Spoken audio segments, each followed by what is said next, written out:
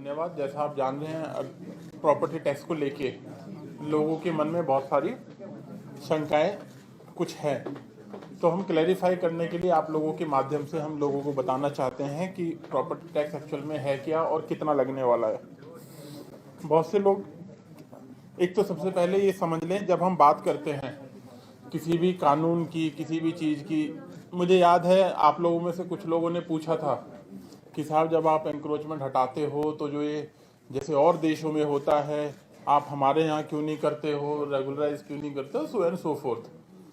तो जब हम बात करते हैं भाई पूरे देश की, तो उसी हिसाब से प्रॉपर्टी टैक्स भी एक ऐसा टैक्स है जो पूरे देश में लगा हुआ है, और JNK अपने आप में सबसे लास्ट स्टेट या यूटी है जिसमें ये इन्फोर्स किया गया है।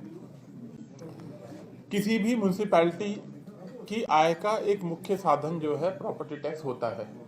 अगर आप देखेंगे कि जनरली जो म्यूनसिपैलिटी के जो काम होते हैं वो लोगों से जो रोज़मर्रा के जो एकदम टच वाले जो कार्य होते हैं वो सबसे ज़्यादा म्यूनसिपैलिटी ही करती है।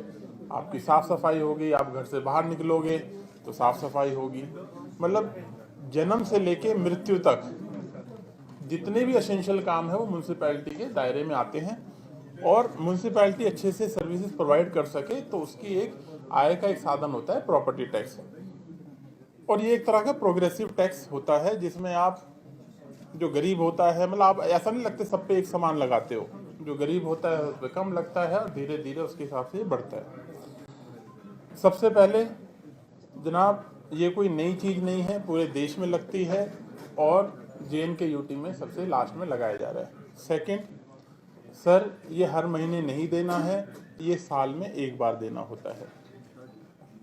तीसरी चीज़, जो भी इससे पैसा आएगा, मान लीजिए SMC का एरिया है तो जो म्यूनसिपल कॉरपोरेशन श्रीनगर है ये उनके अकाउंट में जाता है, ये कंसोलिडेटेड फंड में नहीं जाता है। उसी तरीके से आप सोचिए मेरे दूर दराज के कुलगांव की अगर मेरी म्यूनसिपल काउंसिल है तो जो वो पैसा जाता है वो उसके अकाउंट में जाएगा।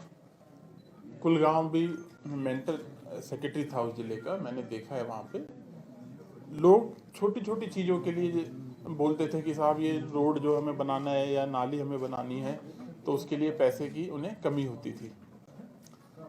वहाँ पे ये जो पैसा जो आएगा वो उसी काउंसिल के अकाउंट में रहेगा और वो वहीं उसी जगह ही इस्तेमाल होने वाला पैसा है। तो एक तरीके से आपकी डायरेक्ट अकाउंटेबिलिटी रहेगी। आप ये भी मानोगे कि जैसे ही आपसे यूज़र चार्जेस लिए गए डोर टू डोर कलेक्शन के, आप सब लोग इस बात को मानेंगे, ये ओपिनियन नहीं है, ये फैक्ट है। जब तक आपसे यूज़र चार्जेस नहीं लिए गए थे उससे पहले जो सर्विस थी और जब आपसे यूज़र चार्जेस लिए गए उसके बाद जो सर्विस हुई है, आप खुद उस बात को मानेंगे कि यूज़र चार्ज देने के बाद एक तो जो हमारा नागरिक है उसमें जागृति आती है, वो एनलाइटेंड होता है कि नहीं भाई मुझे इसको जो है, मैं आपको यूज़र चार्जेस दे रहा हूँ साहब, मुझे तो अब आपको, मेरे पास गाड़ी नहीं आई एक भी दिन तो आप कहते हो मेरे पास गाड़ी क्यों नहीं आ रही है कि नहीं।